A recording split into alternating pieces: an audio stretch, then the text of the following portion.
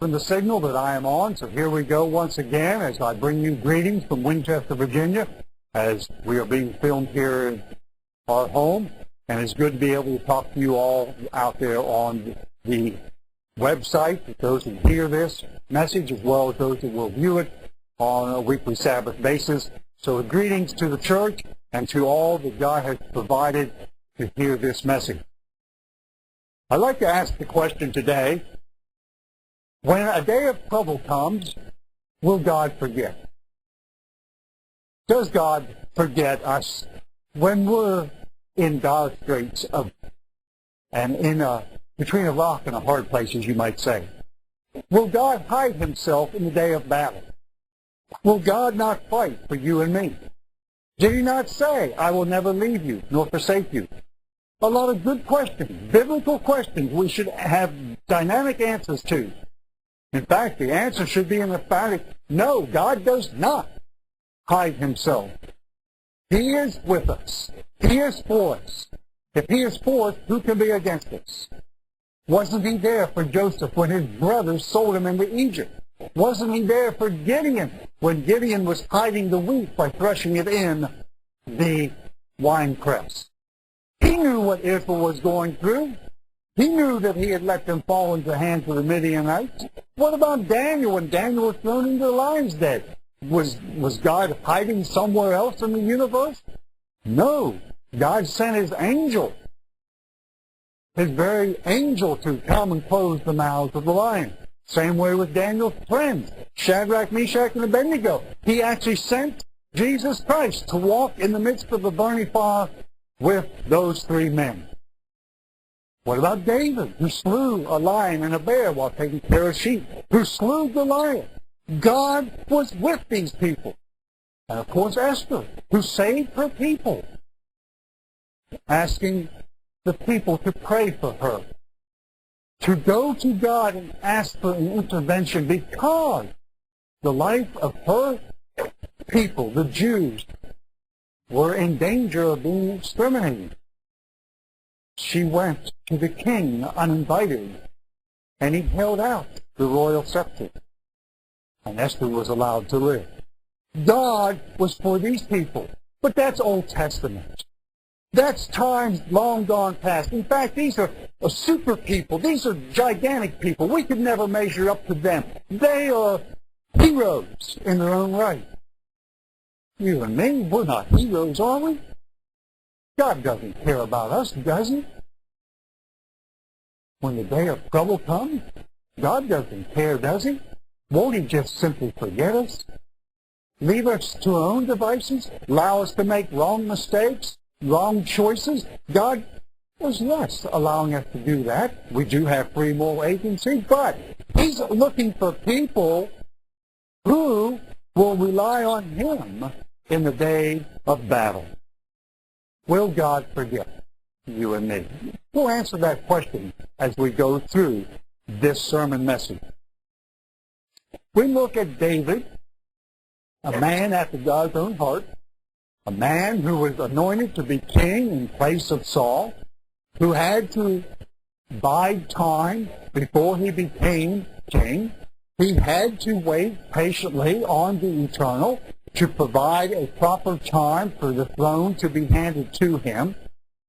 And when it was, what kind of family life did David have? As David was fully involved in ruling first the tribes that belonged to Judah and Benjamin, the southern kingdom, and then the northern kingdom that was united under David after the death of Saul. A united monarchy as Israel come on over to David about 7 years later. What kind of family life did David have? What kind of trouble did David go through? You think that David had a peaceful, happy, abundant life? You think that he was always being successful? But the story in the Bible is somewhat different.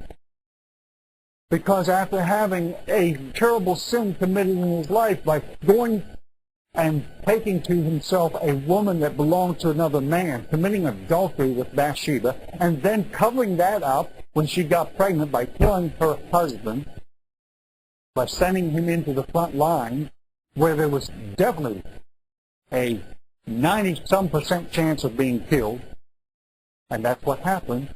Well, their first son, born in an adulterous affair, God killed. David was devastated. He was trying to plead with God to spare the son's life for 7 days. He fasted. Was God exacting more punishment than David could bear? Was God exacting just retribution? Did not God, a very loving, merciful God, could have intervened and not allowed that to happen to David? Well, what did the prophet say? The prophet said, since you have set such a bad example, and the whole nation will hear about it, look, this is what's going to happen. The son will die. So that wasn't the end of the problems that David would have from then on, as he had truly destroyed his family. Remember Tamar? Ammon loved her. But his love was not a true love. He ended up raping her, his half-sister. And then he hated her. And that only made Absalom, Tamar's full brother, very angry, to the point that Absalom killed Amnon. And from then on, the family, it simply went downhill. It disintegrated. Absalom committed treason against King David, forced David to flee for his life. And it cost Absalom his life. Absalom ended up being killed. David went through serious days of trouble. Yet God did not forget him. What does Peter say on the day of Pentecost? He says, David's buried and still with us, but he's going to be in the family of God. The prophet predicted it. David will rule over the entire house of Israel as king in the world tomorrow. Troubles come. Trouble will come. God did not restore Samson's sight. He could have healed Samson. He could have forgave Samson. He could have said everything would be okay. But Samson had his eyes gouged out by the Philistines. Lost his eyesight. Well, wasn't Samson a prophet of God? Yes. Wasn't he sent to subdue the Philistines? Yes. He had a purpose. He had a goal. He had the strength to overcome the Philistines. Because God gave him a promise. Don't cut your hair. Don't drink alcohol. Be a Nazarite. Take that vow. You'll have the strength. He had strength that he could take the whole gigantic gates of a city, rip them out of the wall, and put it on his back and carry it to the next hill. You know how heavy the gates of a city would weigh? Let alone yank them out of solid stone? Samson was able to do that by the power of God. But Samson entered into a day of trouble when his eyes were gouged out, and God allowed it because his hair was cut off. Did God forget? No, God knew what he was doing. Did God forgive Samson? Yes, but Samson had to live the rest of his life without eyesight. God still forgave him because he asked one last time to forgive him and give him the strength to end his life by pulling down the pagan temple. God gave him the strength to do so.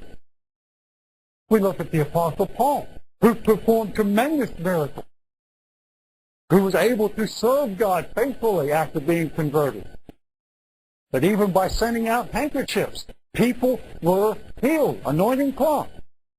Yet God did not heal Paul. Amazing. God did not heal Paul of his infirmity. There was a reason why. And the reason was that Paul would not be puffed up. It would be a means of keeping Paul humble. So Paul had many days of trouble, as we know, as he went through stonings, whippings, shipwrecks. But God was with him.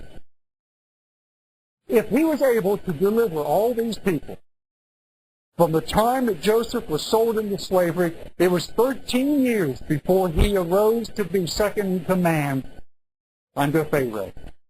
13 years of thinking, has God forgotten me?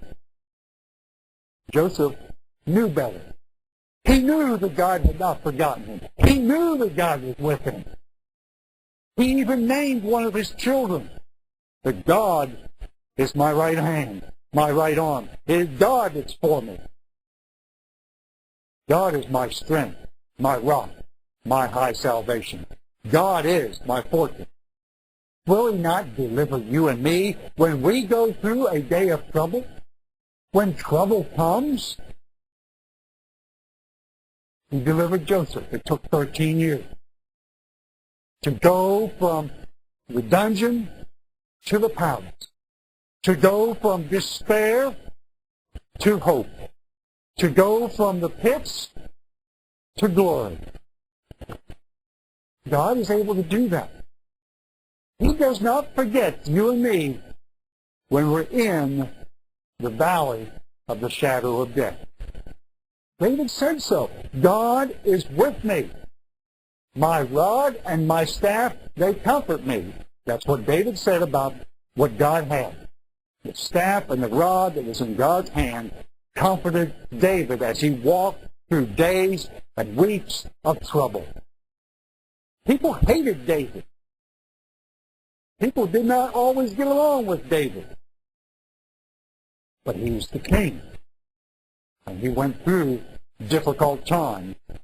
Yet God did not forget him. Will God not deliver you and me? He delivered Lot. Let's turn over to 2 Peter chapter 2. 2 Peter chapter 2. 2 Peter chapter 2. We find Peter writes a little short thing here about Lot. 2 Peter chapter 2, verse 9 is what I want to zero in. He talks about delivering righteous Lot in verse 7. He says here, using Lot as an example, verse 9, then the Eternal knows how to deliver the godly out of temptation. You and me go through a lot of trials. And God plainly says we cannot enter the kingdom of God without going through persecutions. We have to go through testing. We have to go through dark times in our lives. He says, I know. God says, I know how to deliver the godly out of all these trials and to reserve the unjust under punishment for the day of judgment. God is a fair, honest, righteous judge. He's able to do that. What did Paul say over here in 2 Corinthians? 2 Corinthians chapter 1. 2 Corinthians chapter 1, verse 8. For we do not want you to be ignorant, brethren, as Paul is writing to the church in Corinth, of our troubles. Paul, as I said, did not just have a day of trouble.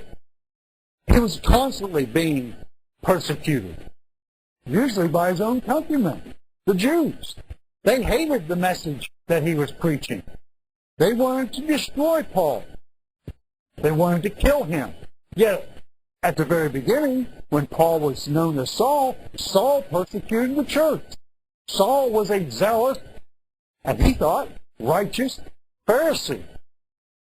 Yet God convicted him, converted him, made him an apostle to the Gentiles, and here we find that he's writing to the church in Corinth, I don't want you to be ignorant. I want you to know the real facts about what's going on.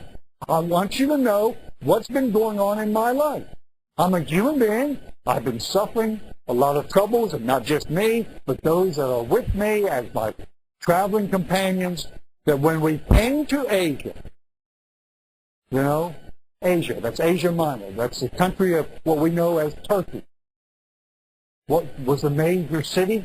Ephesus. We can go back. It references back to Acts, when there was this gigantic riot in Ephesus, and they were going to try to kill somebody. And it was after Paul. He says that we were burdened beyond measure. Burden means pressed down. The weight of the problems and the trials were crushing Paul and his companions, pushing him down into the ground. It was such a gigantic burden. Above strength, Paul, you know, we think of Paul as this dynamic evangelist who's able to go through hell and high water, who's able to travel and come out on the other side stronger, closer to God, writes all these books and letters, or letters in the New Testament. A fantastic example of overcoming, of being a Christian, of preaching the message. We never think of Paul being crushed. He says beyond measure, beaten down into the ground, so that we despair even of life. We come to a point where we say it's no longer worth living. The trials, the problems, the troubles have knocked the wind out of us. It's time to throw in the towel and call it quits and die. Yes, he says, we had the sentence of death. People were out to kill him. It's like having your picture posted at the post office, wanted by the FBI, dead or alive. Doesn't matter, we're going after you. Paul was a wanted man for stirring up what the Gentiles thought was an attack on their beliefs. The Jews, an attack on their belief. And Paul somewhere in the middle, being torn apart by both groups. He says, yes, we had the sentence of death in ourselves, that we should not trust in ourselves, but in God who raises the dead. A very profound statement that we know that even if Paul was stoned, and there were times when he was left for death, left as being dead, that God resurrected him, brought him back to life, brought him to the point of almost dying. I wouldn't want to receive 40 stripes less one, which is 39, time and time again by the Jews. But he did. Paul learned that when he went through the days of trouble, that God was with him. God did not leave him. God was there. God resurrected him. That's why he says, I have the faith, the trust, not in ourselves, but in God who's able to deliver us. He delivered Joseph.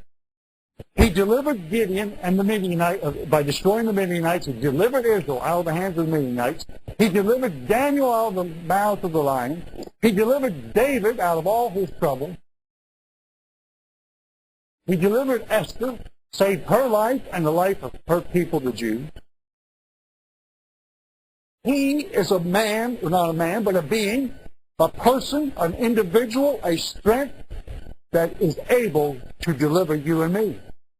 God is our high tower, our rock, our fortress. Continue on here, verse 10. Who delivered us from so great a death, and does deliver us, in whom we trust that he will still deliver us. There comes a time when we're faced with a lot of decisions in our life. We're faced with life and death situations. We're faced with situations we thought we would never think about until maybe we grow old, or something dynamic happens in our lives that we weren't prepared for. And then we ask the question, when the finances is gone, and there's no hope for a job tomorrow, has God forgotten me? Has God forgotten that I need finances. I need money to pay the bills, to keep a roof over my head. Maybe it's a health problem. Maybe we find ourselves in a hospital bed.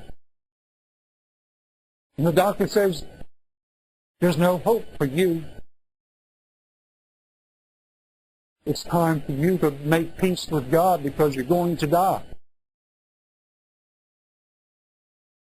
Maybe they want to perform some surgery that will keep you alive. And it's a decision that we have to make. A day of trouble has come. Do we trust in God as fully as we should? As Paul plainly says, we learn not to trust in ourselves, but to trust in God. Let's turn over to Luke chapter 7. Luke chapter 7.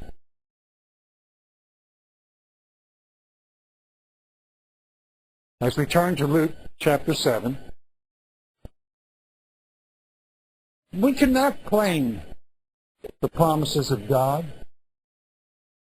We can't go to God and say, God, you promised to provide me with health and prosperity. After all, that's what the Apostle John said, that he wished that God's people would be in good health and abundance. And David said he never saw the righteous begging for food or going hungry. Promises. God, you promised that I'll pay my tithes. If I do this, you'll be with me. You'll protect me. If I serve you and obey you, that you'll put your angels about me. Well, we can't claim those promises of God and still live in sin. We can't have the blessings and not obey. Blessings don't come unless obedience is there. The children of Israel had to learn that lesson the hard way, and they're still learning it the hard way today. So God has poured out tremendous blessings upon this nation, and we don't want to obey God, who is the giver of everything that we have, even the breath of air that we breathe. What happens when we can't get a breath of air? What happens when we can't breathe and we're gasping for the breath of air that we need? Who do we trust then? What should our response be? Should we not immediately fall on our knees before God and say, God, if you don't give me air, if you don't take care of me, it's over. God must be by our side. God must be the guiding force in our life. We must make our decision based on God's Word. Luke chapter 7. We find the situation here of John the Baptist. John the Baptist, remember, was baptizing people at the river Jordan. He was just a human being. He was condemned because he must have a demon because all he ate was honey and locusts, and he lived out there in the wilderness. The established religion was looking down their long noses at John the Baptist. Who do you think you are? They even came to be baptized, and he says, bring forth fruits that show that you are repenting. But John the Baptist was sent before Jesus Christ. In fact, Jesus Christ came to John the Baptist, and John the Baptist says, I'm not worthy to undo your sandals. Why are you coming to me to be baptized? You should baptize me. Well, John the Baptist gets thrown into prison. The day of trouble came to John the Baptist. He got thrown in jail. Now, what happens if you and I get thrown in jail? Well, we wish somebody would come see us, right? And I'm sure John the Baptist is wondering, well, why doesn't Jesus Christ come see me? I'm sure as he sat there in jail, he says, well, God's for me. Why can't I be delivered out of this trouble, out of this trial, out of this problem? Of course, John has his group of followers, as we read here in Luke chapter 7, verse 18. Then the disciples of John, that's John the Baptist, reported to him concerning all these things, that is, the things which Jesus Christ was doing. Even John himself had said, I must descend, and Jesus Christ must ascend, and it came to pass. John the Baptist was beheaded, and he died, and he's buried. He descended into the grave. And Jesus Christ, at the end of his life, was resurrected and ascended back to the Father who sent him. John was sent to prepare the way before Jesus Christ, and he finds himself incarcerated. And John, calling two of his disciples to him, verse 19, sent them to Jesus, saying, Are you the coming one, or do we look for another? And John the Baptist, when Jesus was baptized, said, Behold, the Lamb of God, which comes to take away the sins of mankind. John's going through some very difficult days. And he's wondering, what's it all about? Is there any hope for me? Will I ever see daylight again? Will I be a free man? Well, Jesus Christ knew what was going to happen. And Jesus Christ, in his kindness, did not tell John the Baptist what was going to happen. It's the same reason Jesus Christ did not tell the disciples that they would die, that the kingdom would not come at this time. They're looking for the Messiah. They're looking for the Savior. They're looking for the establishment of the kingdom of God. And you and I are too. And it's not here yet, but we're in these days of trouble. We're in times of trouble. Do we forget God? Do we begin to question God? Do we begin to say, God's not with us anymore? Do we? Do we do that? Do we look for someone else? You must not be the Messiah. And John the Baptist simply said, the Lamb of God. And when the men had come to Jesus Christ, they said, John the Baptist has sent us to you, saying, Are you the coming one, or do we look for another? And actually, Jesus Christ did not answer them. He didn't say, Yes, I am the coming one. Because he didn't come to be king at that time. What would that have done to people if he said the kingdom's not now? He had to give them hope, as he has always given every generation hope that theirs was the generation in which the kingdom would come. He says at that very hour he cured many people of their infirmity. Jesus Christ was doing a work, a healing ministry. He healed people, their sicknesses, their disease, cast out demons. He did a work that he was sent to do, to give witness of his heavenly Father. The blind could see. And Jesus answered and said to them, those disciples who came from John, Go and tell John the things you have seen and heard. Go back and tell them what's happening. To let John understand that a work was being done. He said, the blind see, the lame walk, the lepers are cleansed, the deaf hear, the dead are raised. The poor have the gospel preached to them. The gospel, the good news of the kingdom of God. Jesus Christ said, the kingdom is here among you, because Jesus Christ represented that kingdom. And he says, Blessed is he who is not offended because of me. Not everybody liked Jesus Christ. Not everybody liked John the Baptist. The words hurt. What they preached hurt people. John the Baptist said, Repent. Show me that you've repented. I'm not going to baptize you. Jesus Christ said people were offended with him. He sat down and ate with known adulterers. He sat down and ate with harlots. He sat down with drunkards. He sat down with those hated tax collectors. And so, verse 24, when the messengers of John had departed, Jesus Christ began to speak to the multitudes concerning John. What did you go out to see in the wilderness? Who was out there? Was it some weed just blowing in the wind? Here today, gone tomorrow. What did you go out to see? Because John the Baptist was doing the work of God, and people knew it. They could read the Old Testament. They knew that the messenger would come. The Elijah would come before the Messiah. So a man clothed in soft garments, is that what you went out to see? Someone laid back and taking it easy? Living on easy street? No. Indeed, those who are gorgeously appareled and live in luxury are in king's courts. He didn't live, John the Baptist did not live a wealthy life. He lived in the wilderness. That's what supported him. But what did you go out to see? A prophet? And Jesus Christ said, yes, I say to you, and more than a prophet.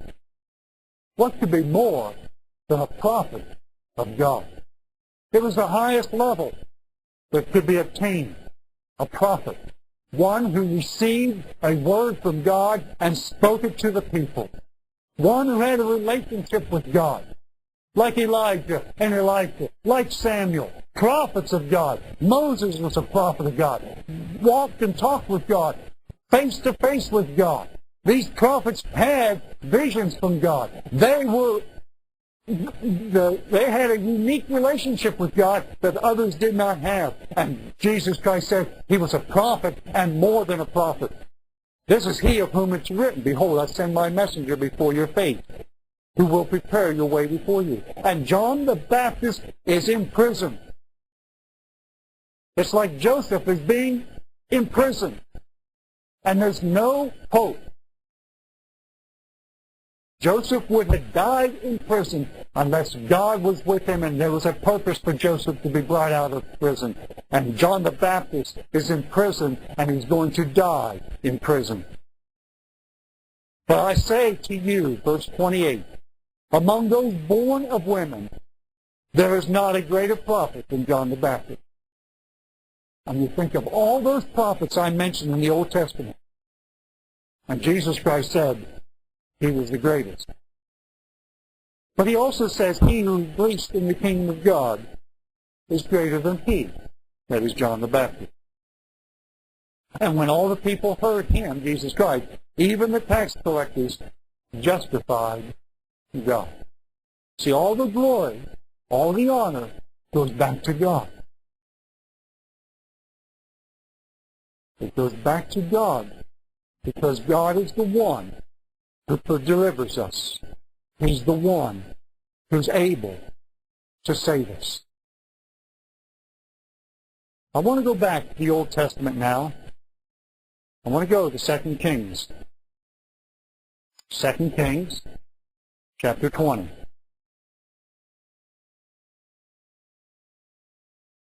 This is a story of Hezekiah.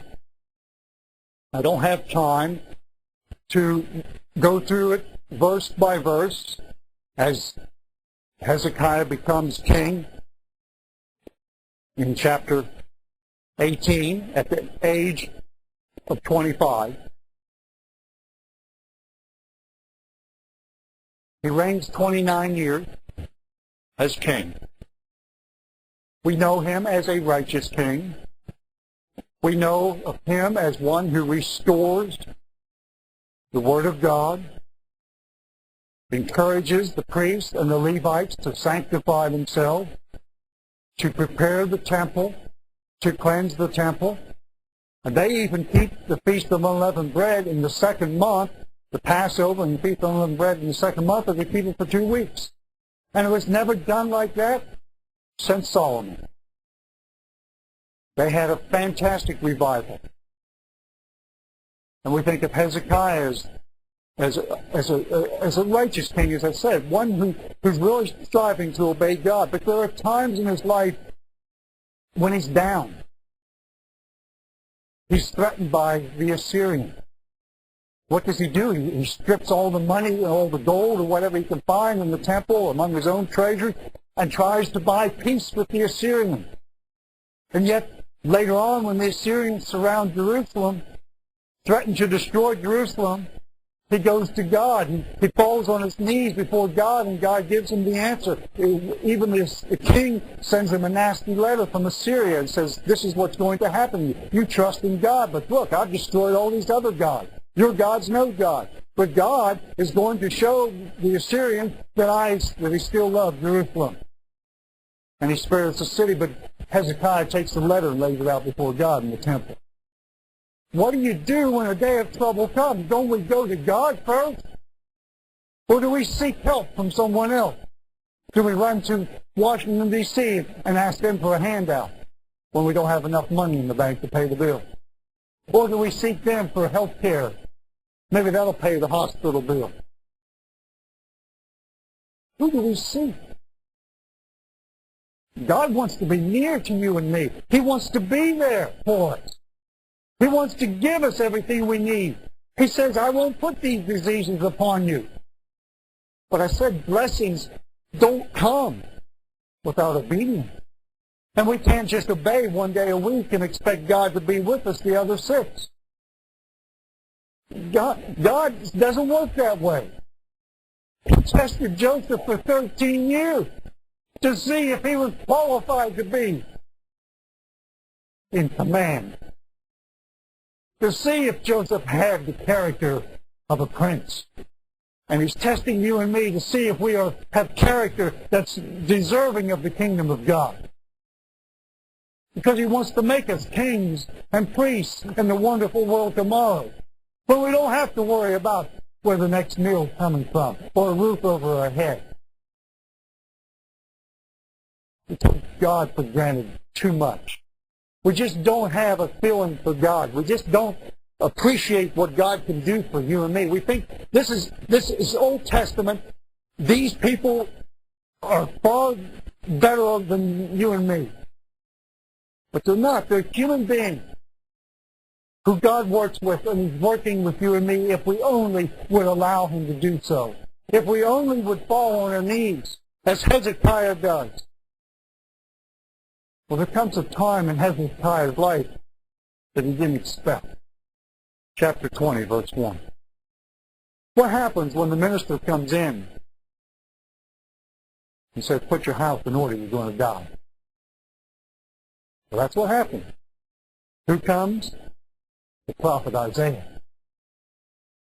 2 Kings chapter 20, verse 1. In those days Hezekiah was sick and near death. Hezekiah got sick.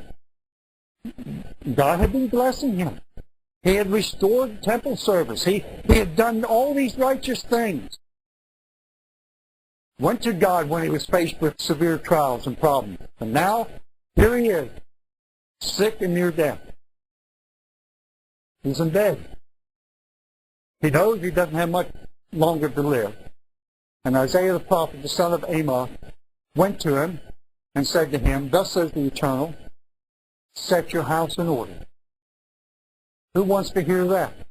Who wants to hear the doctor say, I can't do anything for you. Go home and die. Awful news. That is the worst day of trouble one could have. Set your house in order, for you shall die and not live. And this is the Word of God. This is what God says to him through Isaiah. What would you and I do? Would we do like some other people did and try to find an answer from another? Give a second opinion. I don't believe the prophet of God. I'll go down to the local pharmacy and doctor myself up, or I'll take care of myself. I'll go down and get a doctor's opinion. I don't like that opinion. I'll get somebody else's. What's he do? What do you do in a day of trouble? What do I do in a day of trouble? Daniel knew that lions eat flesh. God sent an angel. Daniel knew God would preserve his life. He had faith in God. God must come first. Oh, yes, he comes first. I get down, I'll pray. God will take care of me. And then I'll go take care of matters, put matters back into my own hands. God may not answer immediately. God may not give you or me an answer. You and I might be sitting on a pile of ashes covered with head to toe with boils like Job and not have an answer for weeks, months, maybe years. God doesn't always answer immediately. He's testing you and me to see if we have the character that He has. Are we patient? Are we faithful? Are we loyal, no matter what comes? What does Hezekiah do? Verse 2. He turns his face toward the wall, and he pours his heart out to God, and he prays to God, saying, remember now, O eternal, look, God, I've walked with you. I've tried to do everything that's right. I've been doing the best I can. I've been serving you. I've been obeying you. I've walked in truth with a loyal heart, faithful, honest, have done what was good in your sight. And this is the way you treat me now? You give me a death sentence? Are we bold enough to go to God and say, God, I don't like what you just told me? Well, Moses did that most of his life. Moses had to in order to spare the Israelites. The Israelites were always getting into trouble with God. And God was going to wipe them out. And Moses says, well, don't wipe them out. Wipe me out. He says, no, I can't do that. Okay. Don't do it because then all the other nations are going to say, you're not a God. You can't deliver your people. All you do is get angry and blow up and kill everybody. And I know that might be a solution to a lot of problems in the world. Just drop a few A-bombs on everybody or hydrogen bombs and that would create peace. Moses had to plead with God day after day. Don't do it. Don't do this. Don't do that. Well, here's Hezekiah and he's pleading with God. He says, remember. He's asking God to remember. God hadn't forgot. For whatever reason God had in mind, He was going to maybe shorten the period of time that Judah would be a kingdom. We don't know. We do know that after Hezekiah, the nation went down from there. Terrible sins that was committed. But Hezekiah, maybe God was going to spare what Hezekiah had to go through in the few years that he had left, when God gave him 15 more years. He says, remember now, O Lord, look what I've done. And Hezekiah wept bitterly. Verse 4. Then it happened before Isaiah had gone out into the middle court. He didn't even get out of the king's palace. God says to him, go back. I've changed my mind. Now God can respond that quickly. As David hit the bottom of the dungeon with the lion's den, mouths were already sealed. So Shadrach, Meshach, and Abednego thrown into the fire, the shield of faith surrounded them. Jesus Christ is there. God is able to deliver. He does not forget when the day of trouble comes. If we have been obeying God, if we have been serving God. And that's what Hezekiah pours his heart out and tells God, look, this is what I've been doing. Now, please, I don't want to die. I'm not ready to die. Return, God tells Isaiah, and tell Hezekiah, verse 5, the leader of my people. Hezekiah is the king. There's no higher plateau, no higher position over the God's people than being the king. He's king because God has placed him there. Thus says the Eternal, the God of David your father, I have heard your prayer. I have seen your tears. Surely I will heal you. That's what God told ancient Israel. I am your healer. I will go before you. I will defeat your enemies. I will be that warrior for you. But they lost. Israel could not grasp the power of God, the love of God. They did not understand His mind, His purpose, His goal. But you and I, as God's people, we should be very, very close to God. We should begin to think like God more and more each day so we understand these lessons that are in the Bible. And we can apply them to our lives today. And we know that when trouble comes, this is what we do.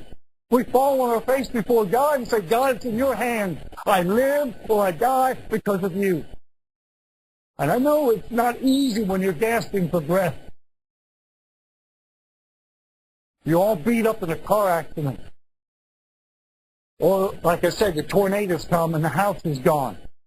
The flood has come and wiped out your farm. A forest fire comes roaring through and burns everything up. Where's God? Why didn't God spare the house? Well, God's not going to spare Hezekiah. But Hezekiah says, look, the forest fire's coming. I better start praying that God spares what's here. And it's not here because of who I am. It stays alive, it stays in existence because it's doing God's work. See, Hezekiah is reminding God, look, this is what I've done for the nation. This is what I've tried to do. I've tried to stamp out idolatry. I've tried to stamp out paganism. I've reinstituted the temple worship. This is what's important, God. Now, why should you cut my life short? Why should you let the house be destroyed? Why should you let my finances be destroyed? Why should you let my health be destroyed? He's dying. And he asked God to intervene. What does Isaiah say? I've heard your prayer, God says. I've seen your tears. Surely I will heal you. On the third day you shall go up to the house of the Eternal. That's good news. That is good news. Beautiful news. I'm going to live. How much longer? He says, I will add to your days 15 years. I will deliver you and this city from the hand of the king of Assyria. I will spare you. I will bless you. I will defend this city for my own sake. Not for your sake. Not for the sake of anybody else. Except for the sake of my servant David. David made a promise to David. God made a promise to David. But there'll always be a king sitting on that throne. Isaiah said, take a lump of figs. So they took, laid it on the boil, and he recovered. Hezekiah says, what's the sign? He asked God for a sign. And we know that the sign was that the shadow on the sundial, as the sun was shining, it went back 15 degrees. What does that involve? How does the sun go back? Well, the earth rolls back. The earth rolled back. It wasn't any strange thing for God in the time of Joshua to have the whole shebang, as you might say, the whole universe, whatever God did, stand still for a whole day. The sun stood still in the same position a whole day as Joshua was out slaying the enemy. If God can do these things in a physical universe, He placed the earth on nothing. It's hanging out here on nothing. There's no foundation underneath the earth. The earth could just go sailing off out into eternity, out of its orbit. What makes the earth continue to revolve around the sun is because God's Word says so. God's Word says, I will heal you. I will take care of you when the day of trouble comes. But will He? Will He? It all depends on our relationship with Him. It all depends on what you and I are doing today, whether God will spare us in the day of trouble. Let's turn over to Isaiah. Isaiah chapter 1. Isaiah chapter 1.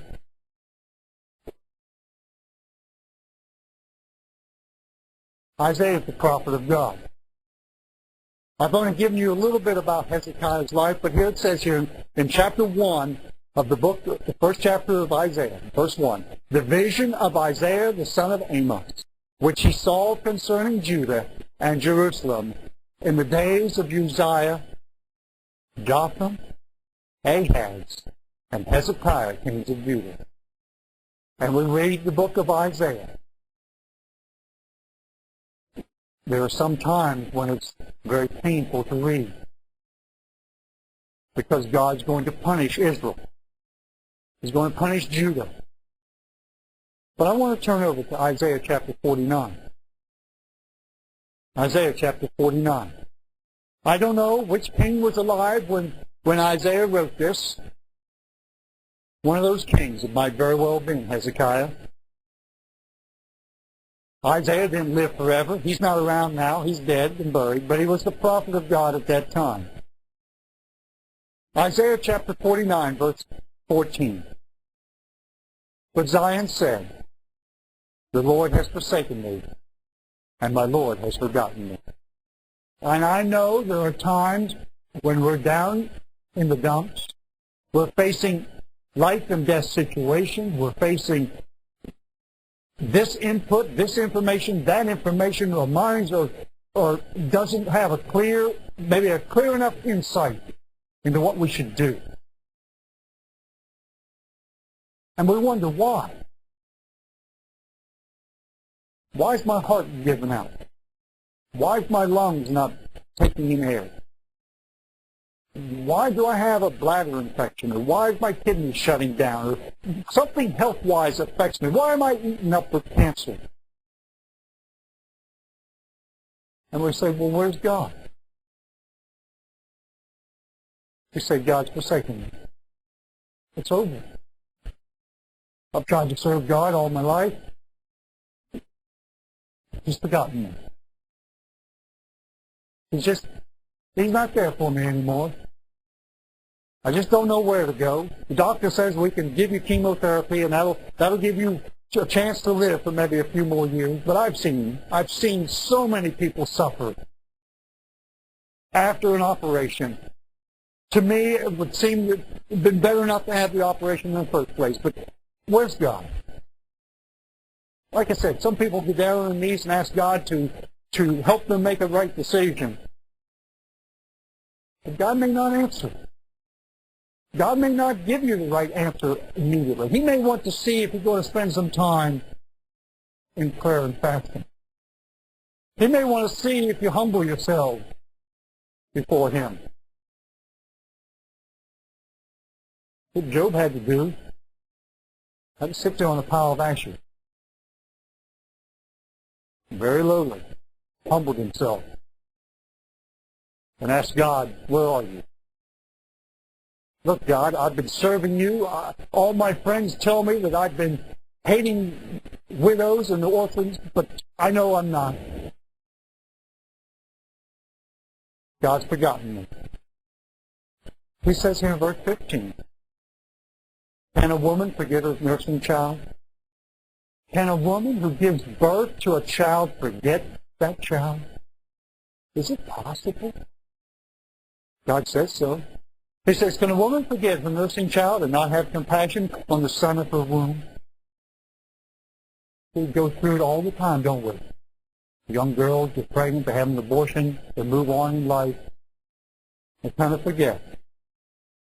Surely God says they may forget. But He says, yet I will not forget you. God says, I will not forget you. See, I have inscribed you on the palms of my hand. Your walls are continually before me. That's what God said. He holds us in the palms of His hand. He knows our every hair that's on our head. He knows every DNA, RNA. He knows our makeup. He knows our thoughts, our hopes, our dreams. But he wants you and me to have this relationship with him that we depend totally on him for everything. For days of trouble will come. God will test us because he wants in his kingdom people of godly character that say no to sin, that say no to that which is contrary to God's law, that stand loyal and faithful to him through thick and thin. That's what he's looking for. Will God forget? No, he will not forget. Zechariah. Zechariah.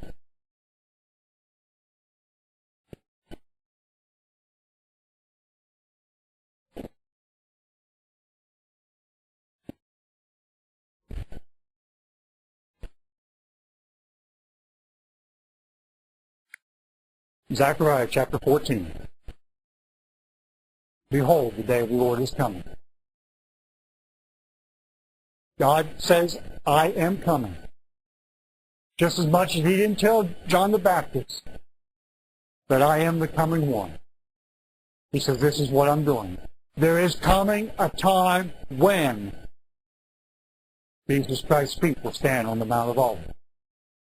I hope and pray that you and I are there, that we are able to be changed, born into his family, having godly character, because we have went through our days of trouble now and have come out on the other side. Whether God sees fit to take the righteous from us and lay us in a tomb, hide us from the wrath to come, he can do that.